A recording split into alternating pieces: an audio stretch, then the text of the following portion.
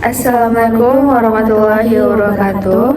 Selamat pagi, Om Swastiastu, Namo Buddhaya, dan salam kebajikan bagi kita semua. Perkenalkan, nama saya Pranya Tiara Wibowo, NIM 24241020, minat SMPKS BPDPKS. Perkenalkan, nama saya Dinda Rumelani, saya dari minat SMPKS BPDPKS dengan NIM 24241021. Di video ini, kami akan menjelaskan mengenai penggunaan teknologi di perkebunan kelapa sawit dan inovasi penelitian di perkebunan kelapa sawit. Oke, pertama kami akan mulai dengan materi yaitu penggunaan teknologi di perkebunan kelapa sawit. Menurut kamu, apa sih peran kecerdasan buatan atau AI dalam perkebunan kelapa sawit? Kalau menurut aku, kecerdasan AI itu memegang peran yang sangat penting di perkebunan kelapa sawit. Karena dengan mengikuti perkembangan zaman, tentu kita memerlukan juga teknologi demi memajukan efektivitas dalam perkebunan kelapa sawit. Nah, penggunaan AI sendiri ini misalnya kayak kita bisa mendeteksi berapa banyak hama di perkebunan, terus mendeteksi kematangan tanaman buah, terus juga bisa mendeteksi apa sih yang diinginkan oleh si pohon ini. Jadi itu tuh sangat penting banget. Terus, apa sih peran AI dalam mengoptimalkan produksi kelapa sawit? Nah, kecerdasan AI ini banyak banget perannya. Contohnya seperti deteksi kematangan. Jadi AI bisa mendeteksi kematangan dari tanaman buah segar. Terus juga penghitungan tandan, di mana AI juga mampu menghitung jumlah tandan yang ada dan memberikan data akurat untuk perencanaan panen. Terus ada juga monitoring real time. Monitoring real time ini adalah di mana AI memungkinkan pemantau kondisi lahan dan tanaman secara real time, meningkatkan efisiensi manajemen kebun. Terus ada juga deteksi hama dan penyakit. Jadi kita bisa mendeteksi ada hama apa aja yang lagi menyerang di perkebunan kelapa sawit tersebut. Terus juga dengan menerapkan teknologi ini, produktivitas minyak kelapa sawit itu pasti akan lebih bagus lagi. Terus, apa keuntungan menggunakan AI dibandingkan metode tradisional dalam manajemen sawit? Tentu saja kalau menggunakan AI itu tuh pasti lebih efisien, terus lebih akurat, dan juga lebih hemat waktu. Dimana ada beberapa bagian yaitu efisiensi panen. AI dapat mendeteksi tingkat kematangan tanaman sawit secara akurat, membantu petani memanen pada waktu yang tepat dan mengurangi pemborosan. Jadi petani itu bisa tahu mana pohon ataupun tanaman buah yang sudah siap panen dan mana yang harus menunggu waktu lagi. Terus juga ada pengurangan kesalahan. Dengan menggunakan kemampuan geotagging, AI mengurangi kesalahan manusia dalam pelacakan lokasi dan pemantauan dan meningkatkan akurasi data. Terus ada penghematan sumber daya. Dengan penggunaan AI, tentu saja kita dapat mengurangi sumber daya manusia atau dapat meminimalisir adanya pekerja di perkebunan kelapa sawit. Terus ada data yang akurat. AI memungkinkan pengumpulan dan analisis data secara real time, membantu mengelola, membuat keputusan lebih baik. Terus ada dengan penerapan AI ini dapat meningkatkan produktivitas dan profitabilitas dalam industri kelapa sawit. Untuk di perkebunan kelapa sawit, apa aja sih teknologi terbaru yang digunakan? Teknologi terbaru dalam perkebunan kelapa sawit itu ada GeoAI, terus ada Precision Agriculture Platform atau PRISPOM, terus ada Electronic Plantation Control System atau EPCS, terus ada blockchain, terus ada Wireless Sensor Network atau WSN. Terus juga ada yang terakhir itu ada namanya Fertilizer Spreader. Kalau GeoAI itu apa sih? Nah, GeoAI itu adalah penggabungan dari AI dan analisis lokasi untuk memantau kesehatan tanaman dan mendeteksi hama serta kebakaran lahan.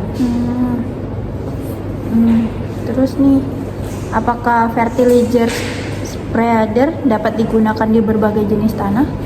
Nah, fertilizer spreader itu dapat digunakan di berbagai jenis tanah, termasuk di lahan datar hingga lahan yang landai.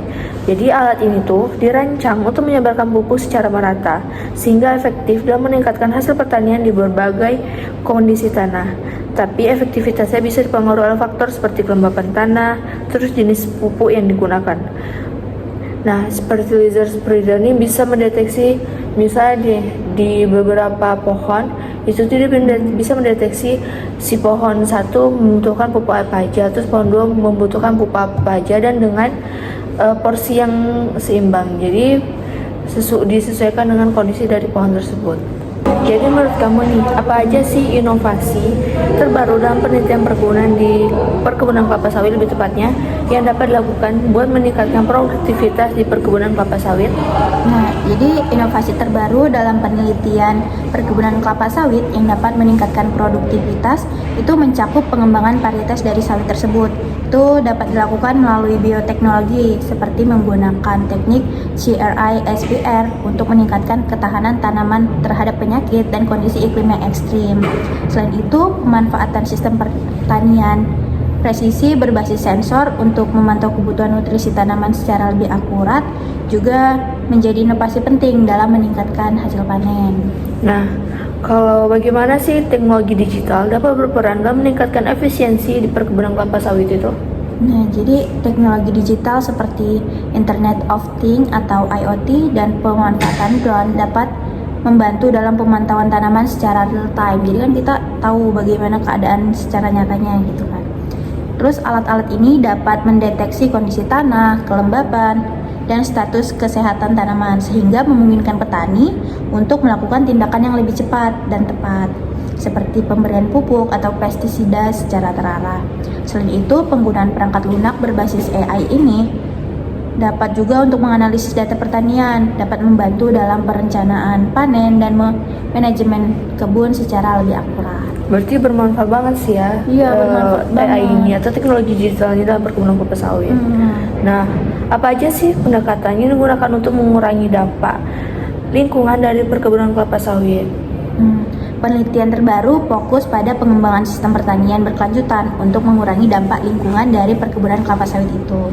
Jadi pendekatan tersebut mencakup penggunaan teknik agroforestry untuk menjaga keberagaman hayati yang ada, serta peningkatan efisiensi penggunaan air dan juga tanah.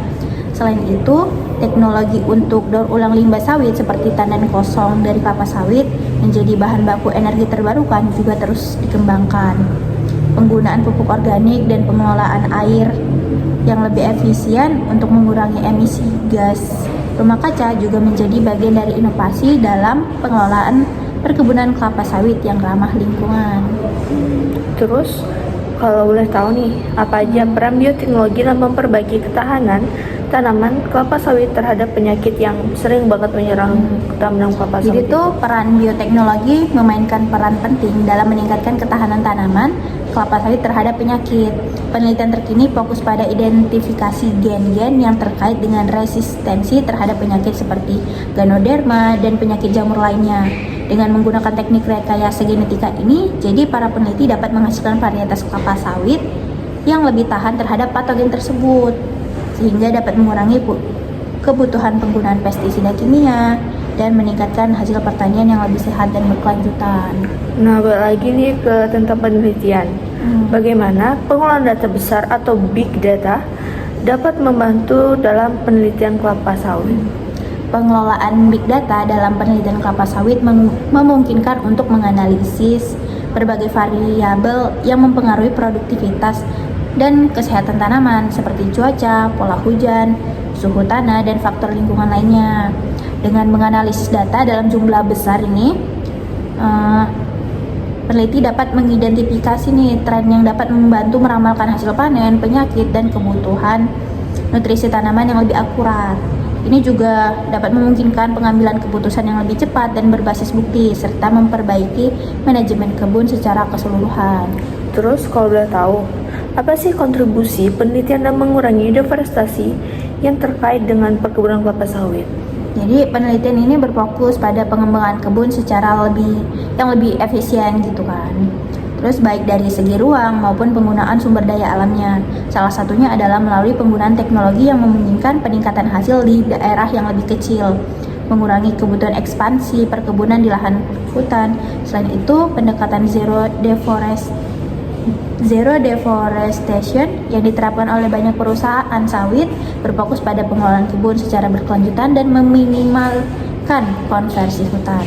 Penelitian ini juga mendorong penggunaan sistem sertifikat berkelanjutan seperti RSPO atau Roundtable on Sustainable Palm Oil yang bertujuan untuk mengurangi dampak negatif dari lingkungan ini. Nah, pertanyaan terakhir nih, apa sih pentingnya riset tentang diversifikasi produk turunan dari kelapa sawit? Jadi diversifikasi produk turunan kelapa sawit ini sangat penting ini. Jadi riset mengenai diversifikasi produk turunan kelapa sawit penting untuk memperluas pemanfaatan hasil kelapa sawit dan mengurangi ketergantungan pada minyak sawit yang mentah atau CPO sebagai produk utama. Jadi penelitian ini fokus pada pengembangan produk-produk baru seperti biodiesel, kosmetik, bahan pangan, dan bahan baku industri lainnya.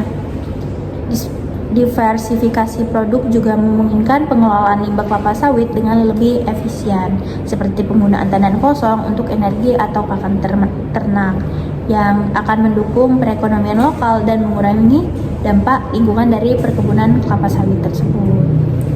Berarti di perkebunan kelapa sawit ini banyak banget hal-hal yang bisa kita teliti ataupun bisa kita kembangkan banget ya.